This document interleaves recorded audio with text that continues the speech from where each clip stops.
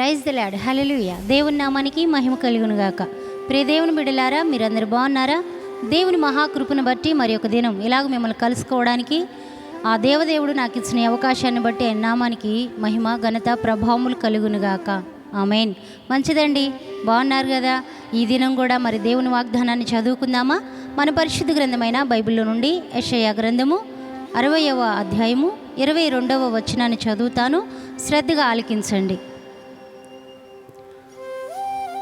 వారిలో ఒంటరైన వాడు వేయమందగును, ఎన్నిక లేనివాడు బలమైన జనమగును. యెహోవానగు నేనే తగిన కాలమున ఈ కార్యము త్వరపెట్టుదును. హల్లెలూయా. దేవుడి వాగ్దానాన్ని దీవించి ఆశీర్వదించునుగాక. ఆమేన్. మంచిదండి, చదవబడిన వాగ్దానం మనందరి జీవితాల్లో కూడా నెరవేర్చబడాలి. ఏమంటూ ఉన్నాడంటే, వారిలో ఒంటరైన వాడు. నిజమే, ఈ రోజుల్లో చూస్తే అన్ని ఆస్తులు, అంతస్తులు, మరి బంధు వర్గాలు ఎంతమంది ఉన్నా కానీ మనుషులు ఒంటరి జీవితాన్ని జీవిస్తూ ఉన్నారు, ఒంటరి బ్రతుకును గడుపుతూ ఉన్నారు కదండి. అయితే దేవుని వాగ్దానంలో ఆయన అబ్రహాము ఒకానొక రోజు ఒంటరితనంలో ఉండగా అబ్రహామును తన దేశములో నుండి, తన ప్రాంతము నుండి దేవుడు స్వయంగా పిలిచినట్లుగా మనకి తెలుసు. అబ్రహామును ఒంటరిగానే పిలిచాడు. అబ్రహామా, నీ తండ్రి ఇంటి నుండి, నీ బంధువుల యొద్ద నుండి, నీ దేశము నుండి నువ్వు రా, నేను నిన్ను గొప్ప జనముగా చేసి నిన్ను ఆశీర్వదిస్తానని వాగ్దానం ఇచ్చాడు. అదే వాగ్దానంలో అబ్రహాముని ఎంతగానో దేవుడు గొప్ప చేసినట్లు, తగిన కాలమందు ఆయన కార్యాన్ని అబ్రహాము జీవితంలో నెరవేర్చినట్లుగా మనందరికీ తెలుసు.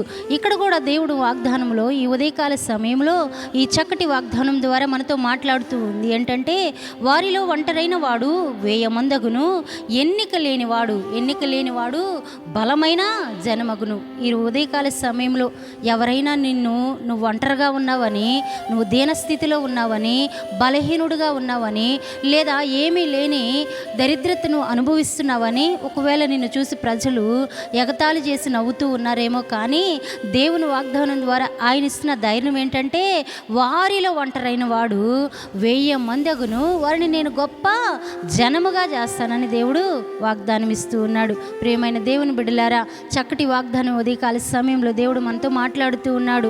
అంతేకాకుండా ఆయన అంటా ఉన్నాడు, ఎన్నిక లేని వాణ్ణి బలమైన జనముగా చేస్తాను, యెహోవానగు నేనే ఈ కార్యాన్ని త్వరపెడతాను అని సెలవిస్తూ ఉన్నాడు. నువ్వు ఏ కార్యం కొరకు, ఏ పరిస్థితుల కొరకు దేవుని సన్నిధిలో కనిపెట్టి ప్రార్థిస్తూ ఉన్నావో, మరి ఏ పరిస్థితుల్లో నుండి నువ్వు తప్పించబడాలని ఆశపడుతూ ఉన్నావో, ఏ పరిస్థితుల్లో నుండి విడిపించబడాలని ఆశపడుతూ ఉన్నావో, వాటన్నిటి విషయంలో దేవుడే తగిన కాలమందు ఈ కార్యాన్ని నేను చేస్తానని అంటా ఉన్నాడు. కొంతమంది చెప్తా ఉన్నారండి, వారు ఉన్న బంధకాలు, వారు ఉన్న పరిస్థితులను బట్టి మాకు విడుదల లేదు, ఒకవేళ మేము రావాలనుకుంటున్న పరిస్థితిలో నుండి రాలేకపోతూ ఉన్నామని మాట్లాడుతూ ఉన్నారు. నిజమేనండి, మనంతటికి మనం కాదు, కానీ దేవుడే తగిన కాలమందు ఆ కార్యాన్ని చేయటానికి సిద్ధంగా ఉన్నాడు. మరి ఈ ఉదయకాల సమయంలో ఈ వాగ్దానాన్ని ఎత్తిపట్టి ప్రార్థిస్తావా? ఆయన ఏమంటా ఉన్నాడు, వారిలో ఒంటరైన వాడు 1000 మందగును, ఎన్నిక లేనివాడు బలమైన జనమగును, యెహోవానగు నేనే ఈ కార్యాన్ని త్వరపెడతానని సెలవిస్తూ ఉన్నాడు. ఈ వాగ్దానాన్ని ఎత్తిపట్టి ప్రార్థించు. తప్పకుండా నీ ఒంటరితనాన్ని, నీ పరిస్థితిని, మరి నువ్వు ఎదురు చూస్తున్న కార్యాన్ని దేవుడు నీ జీవితంలో తప్పక నెరవేర్చాలని కోరుకుంటూ ఈ వాగ్దానం ద్వారా దేవుడు నిన్ను, మనందరినీ కూడా ఆశీర్వదించాలని ఆశపడుతూ వాక్యాన్ని ముగిస్తూ ఉన్నాను. దేవుని నామానికే మహిమ కలుగునుగాక. ఆమేన్.